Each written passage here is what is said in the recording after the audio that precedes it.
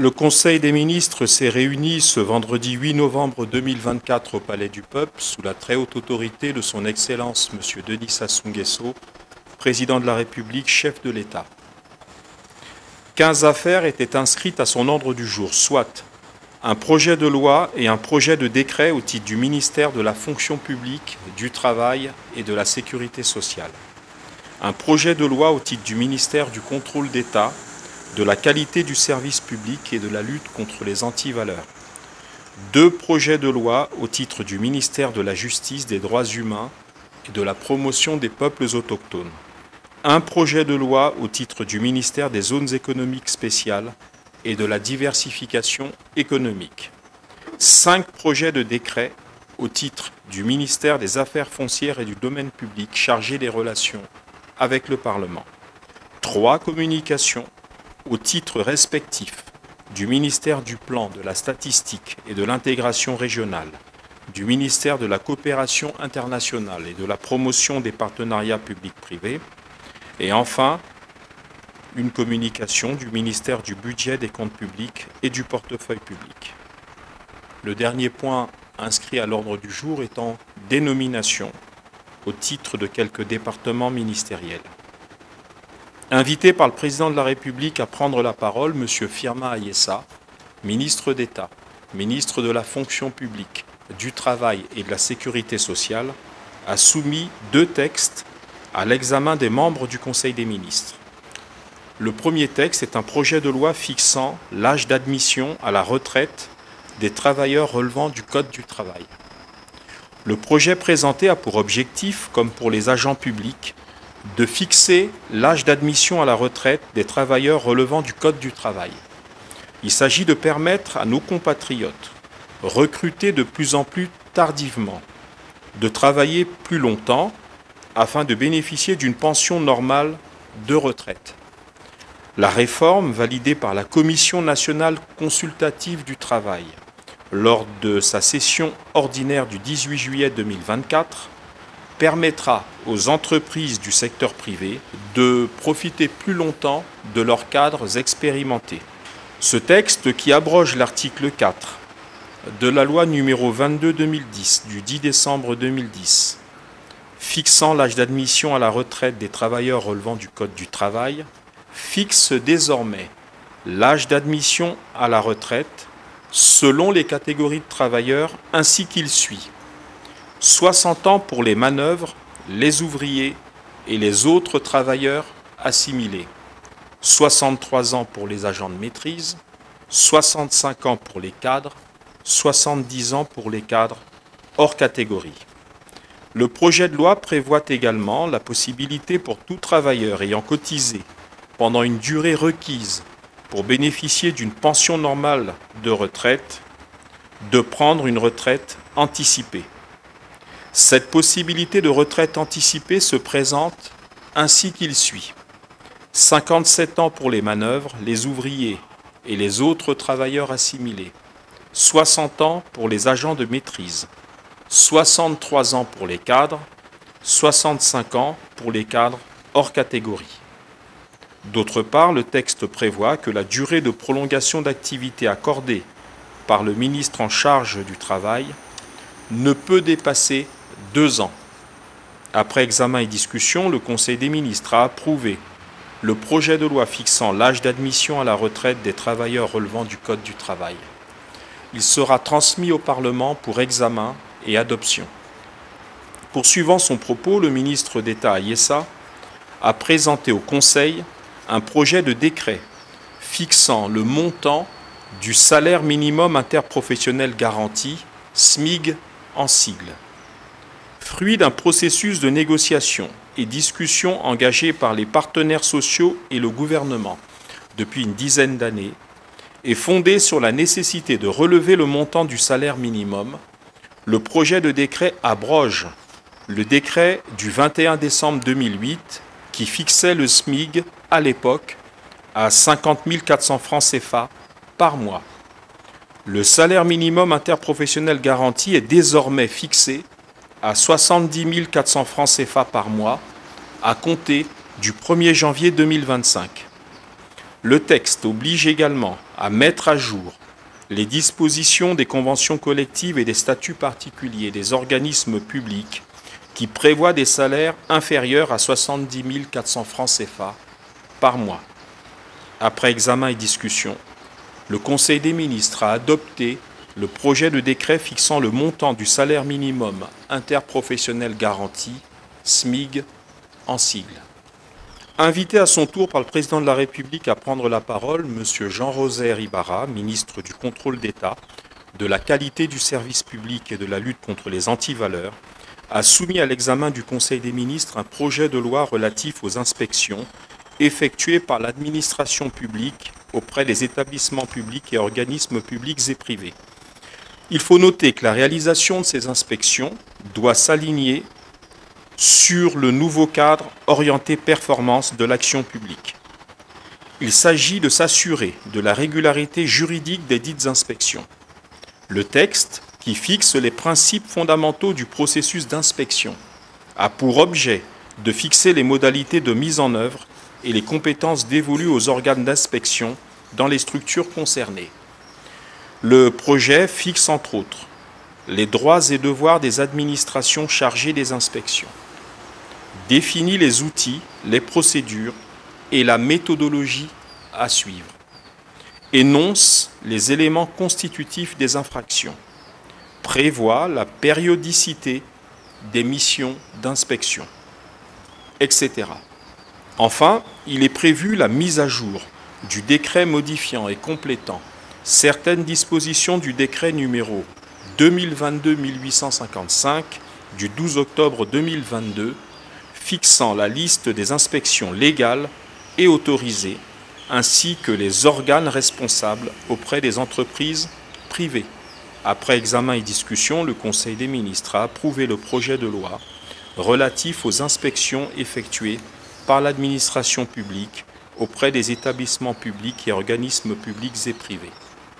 Il sera transmis au Parlement pour examen et adoption. Invité par le président de la République à prendre la parole, M. Aimé-Ange Wilfried Bininga, ministre de la Justice, des Droits humains et de la promotion des peuples autochtones, a soumis à la sagacité des membres du Conseil 2 projets de loi. Le premier texte est un projet de loi fixant les modalités de cessation des fonctions des magistrats placés hors convention. Au terme des alinéas 3 et 4 de l'article 171 de la Constitution, le premier président de la Cour suprême, le procureur général, le vice-président et le premier avocat général sont placés magistrats hors convention. L'alinéa 3 dispose que la loi fixe les modalités de cessation des fonctions des magistrats hors convention. Le projet de loi fixe l'âge d'admission à la retraite des magistrats hors convention à 70 ans. Cependant, en cas de nécessité, le président de la République, président du Conseil supérieur de la magistrature, peut, d'office ou sur le rapport du ministre de la Justice, proroger l'âge du départ à la retraite d'un magistrat hors convention. Le projet prévoit également les autres modalités de cessation de fonction des magistrats hors convention, notamment la démission, le départ volontaire à la retraite, les maladies invalidantes et les cas de sanctions disciplinaires. Après examen et discussion, le Conseil des ministres a approuvé le projet de loi fixant les modalités de cessation de fonction des magistrats placés hors convention. Il sera transmis au Parlement pour examen et discussion. Poursuivant son propos, le ministre Bininga a soumis à l'examen du Conseil un projet de loi modifiant l'article 45 de la loi numéro 1533 du 15 avril 1999, modifiant certaines dispositions de la loi numéro 023-92 du 20 août 1992 portant statut de la magistrature. La loi du 16 août 2022 portant statut général de la fonction publique a relevé l'âge d'admission à la retraite des agents civils de l'État de 65 à 70 ans pour les cadres placés hors catégorie, de 60 à 65 ans pour les fonctionnaires de la catégorie 2 et de 57 à 60 ans pour les fonctionnaires de la catégorie 3. Dans ce cadre, le projet soumis ce jour à l'examen du Conseil a pour objet d'harmoniser les règles d'admission à la retraite des magistrats avec les nouvelles dispositions édictées par le statut général de la fonction publique. Le projet fixe l'âge d'admission à la retraite des magistrats de deuxième grade, deuxième groupe, à 68 ans, pour les magistrats de premier grade, deuxième groupe, à 69 ans, et pour les magistrats de la catégorie hors hiérarchie, à 70 ans. Ces nouvelles dispositions auront l'avantage d'apporter une solution au problème récurrent du déficit des magistrats dans certaines juridictions pour cause de départ à la retraite et faire bénéficier aux membres des cours et tribunaux de l'expérience professionnelle des magistrats les plus anciens. Après examen et discussion, le Conseil des ministres a approuvé le projet de loi modifiant l'article 45 de la loi numéro 1533 du 15 avril 1999, modifiant certaines dispositions de la loi numéro 023 du 20 août 1992 portant statut de la magistrature. Il sera transmis au Parlement pour examen et adoption. Invité par le Président de la République à prendre la parole, M. Jean-Marc Thister-Tchikaya, ministre des Zones économiques spéciales et de la diversification économique, a soumis à l'examen du Conseil un projet de loi relatif à la création des zones économiques spéciales, à leur régime fiscal et douanier et à leur organisation. Organisé par la loi numéro 24/2017 du 9 juin 2017, texte suivi par la loi numéro 2/2021 du 21 janvier 2021, modifiant et complétant la loi précitée, le cadre juridique régissant les zones économiques spéciales a fait l'objet d'une évaluation. Cette évaluation a permis de constater l'inadéquation des textes au regard des pratiques en usage dans d'autres pays africains utilisant le mécanisme des zones économiques spéciales. Cette évaluation a permis de dégager quelques recettes pour diversifier notre économie, qui dépend en grande partie de ressources naturelles. Il s'agit de fixer les objectifs suivants dans la loi. Attirer les investissements directs étrangers, créer de la valeur ajoutée par la transformation totale des matières premières dans notre pays, innover dans les technologies de pointe, favoriser l'éclosion des très petites et moyennes entreprises locales, améliorer la balance des importations, etc. Ces grandes lignes et ces objectifs ont donc été repris dans le projet de loi soumis à la réflexion du Conseil. Après examen et discussion, le Conseil des ministres a approuvé le projet de loi relatif à la création des zones économiques spéciales, à leur régime fiscal et douanier et à leur organisation. Il sera transmis au Parlement pour examen et adoption. Amené à prendre la parole sur l'invitation du Président de la République, M. Pierre Mabiala, ministre d'État, ministre des Affaires foncières et du domaine public chargé des relations avec le Parlement, a soumis 5 textes à l'examen du Conseil des ministres. Les 2 premières séries de projets de décret concernent la société civile immobilière MOCA. Cette société sollicite le déclassement et la cession de la propriété immobilière bâtie du domaine public de l'État cadastrée, section R, bloc 20, parcelle 9, centre-ville, arrondissement numéro 3, Poto-Poto, commune de Brazzaville, située au lieu-dit Hôtel Cosmos. Cette société ayant pour volonté de maintenir la vocation des lieux et d'y bâtir un hôtel de haut standing 5 étoiles. Les 2 autres projets de décret concernant la SCI Cosmos portent déclassement et cession à titre onéreux de la propriété immobilière bâtie du domaine privé de l'État cadastré, section R, bloc 16, parcelle 1, inter et 2 et bloc 26 et 27, parcelles 1, 3, 4 et 5, centre-ville, arrondissement numéro 3, Poto-Poto, commune de Brazzaville, au lieu-dit Port autonome de Brazzaville. Cette propriété devra abriter un grand centre d'affaires moderne, des appartements de haut standing et des installations pour le tourisme de masse. Ces deux projets, dont le coût prévisionnel qui sera affiné dans les cahiers des charges à venir, sont évalués à 200 milliards de francs CFA et devraient générer pour l'un 200 emplois directs et pour l'autre 950 emplois directs. Poursuivant son propos, le ministre d'État Mabiala a soumis à l'examen du Conseil un projet de décret portant déclassement de la dépendance du domaine public de l'État situé au lieu-dit village Nkuo, district d'Igné, département du Poul. La société de droit congolais Sedoma Congo sollicite l'attribution en jouissance par le biais d'un bail amphithéotique d'une durée de 49 ans de cette dépendance d'une superficie de 6000 hectares, 2 arts, 28 centiares, en vue d'y développer un projet agro-industriel.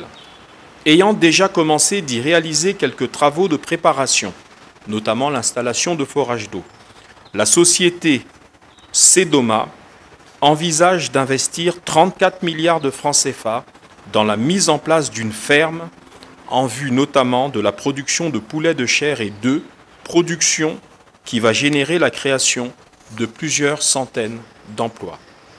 Enfin, le ministre Mabiala a soumis à l'examen du Conseil deux projets de décret portant déclassement et cession à titre onéreux de la dépendance du domaine public de l'État cadastré, section U, bloc 104, parcelle 2 bis, Mpila, arrondissement numéro 6 Talingay, commune de Brazzaville, au profit de la société Super Jade. La société demanderesse envisage d'y implanter, moyennant un investissement de 8 milliards de francs CFA, une chambre froide de haut standing, une galerie marchande et un centre commercial, le tout devant générer la création de 200 emplois directs. Après discussion, le Conseil des ministres a adopté l'ensemble des projets de décret soumis à son examen par le ministre d'État, ministre des Affaires foncières, du domaine public et des relations avec le Parlement.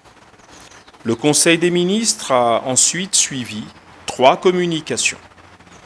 La première communication était relative au sommet de chefs d'État et de gouvernement restreint aux 10 pays membres de la Troïka et du bureau en exercice du Conseil des ministres, de l'Organisation des États d'Afrique, des Caraïbes et du Pacifique, OEACP en sigle, sommet tenu le 23 septembre 2024 à New York, aux États-Unis.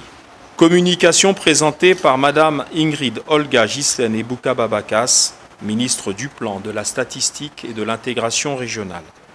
La délégation congolaise à laquelle participait la ministre Ebouka Babakas a été conduite par M. Jean-Claude Gakosso, ministre des Affaires étrangères, de la francophonie et des Congolais de l'étranger, représentant le président de la République au cours de ce sommet. Le sommet s'est penché sur la situation financière difficile de l'organisation qui accuse un déficit de plus de 13 millions d'euros. Cette situation délicate a amené les chefs d'État à entériner une série de mesures, dont la réduction du train de vie de l'organisation. D'autre part, le principe d'une réforme institutionnelle a été adopté, des propositions devant être soumises à l'occasion du 11e sommet qui devrait se tenir en janvier 2025 à Kinshasa, en République démocratique du Congo. Des questions aussi diverses que les relations de l'organisation avec l'Union européenne et la situation sécuritaire en Haïti ont été au menu des travaux. La deuxième communication, relative à la participation de son Excellence M. Denis Sassou Nguesso, président de la République, chef de l'État, au sommet des BRICS à Kazan en Russie, a été présentée par M. Denis Christel Sassou Nguesso, ministre de la Coopération internationale et de la promotion du partenariat public-privé. Invité par son Excellence M. Vladimir Poutine, président de la Fédération de Russie, le président de la République, accompagné des ministres Jean-Claude Gakosso en charge des Affaires étrangères et Denis Christel Sassou Nguesso en charge de la coopération internationale, a pris part du 22 au 24 octobre 2024 au sommet des BRICS.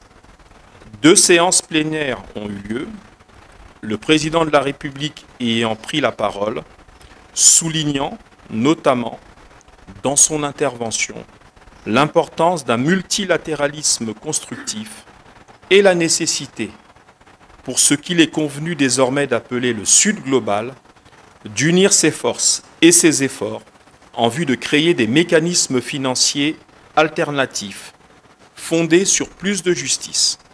Le sommet a rendu publique une déclaration de Kazan qui s'articule autour de 134 résolutions. Outre l'annonce de nouveaux États membres pressentis pour les BRICS, le sommet a institué un groupe d'États partenaires qui pourront accompagner les BRICS. Les membres du Conseil des ministres ont rendu, à cette occasion, un hommage déférent au président de la République pour son intervention remarquée lors du sommet des BRICS. Ils sont convaincus que sous l'autorité du chef de l'État, notre pays a tout à gagner à s'inscrire dans le cheminement de cette organisation, d'ores et déjà dynamique, et prendra assurément sa part des bons fruits inscrits dans les promesses d'évolution des BRICS. La troisième communication, relative à la signature de la Convention multilatérale d'assistance administrative mutuelle en matière fiscale avec le Forum mondial de l'OCDE sur l'échange de renseignements à des fins fiscales, a été présentée par M. Ludovic Ngatsé, ministre du Budget, des Comptes publics et du Portefeuille public. Depuis 2022, notre pays est membre du cadre inclusif de l'OCDE G20. Adhésion entérinée par Mme Maria-Josée Garde, présidente du Forum mondial sur la transparence et l'échange de renseignements à des fins fiscales. Ce cadre a notamment pour but de lutter contre la fraude et l'évasion fiscale. Dans ce cadre, et pour perpétuer les relations de notre pays avec des organismes tels que la Banque mondiale, le Congo doit procéder à la signature d'une convention de l'OCDE pour ce qui concerne l'assistance administrative mutuelle en la matière. Le ministre Ngatsé a donc mis à la disposition des membres du Conseil des ministres les mécanismes qui permettront à notre pays d'aboutir à la dite signature. Enfin, et au titre des mesures individuelles, le Conseil des ministres a procédé aux nominations suivantes. Ministère du Plan, de la Statistique et de l'Intégration régionale. Directeur général de l'Institut national de la statistique. Monsieur Steve Bertrand Mboko Ibarra, agent INS, docteur en sciences économiques, diplômé d'études supérieures spécialisées en démographie, enseignant à la faculté des sciences économiques de l'université Marien-Ngouabi. Ministère de l'Environnement, du Développement durable et du Bassin du Congo, inspecteur général de l'environnement, est nommé Monsieur Lucien Bock, ingénieur des travaux des eaux et forêts de 3e échelon. Ministère de la Santé et de la Population. Hôpital général de Djiri. Président du comité de direction est nommé Monsieur le professeur Donatien Moukassa.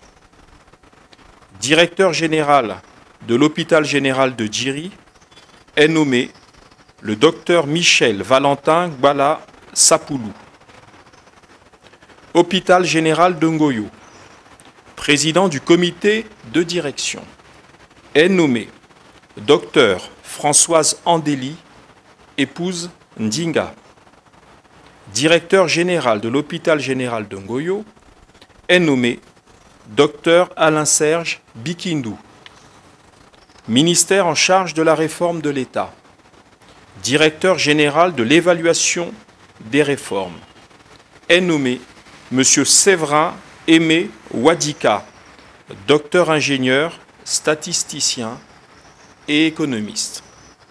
Plus rien n'étant inscrit à l'ordre du jour, le président de la République a clos la réunion et levé la séance. Commencée à 10 heures, la réunion du Conseil des ministres a pris fin à 13 heures. Faite à Brazzaville, le 8 novembre 2024. Pour le Conseil des ministres, le ministre de la Communication et des Médias, porte-parole du gouvernement.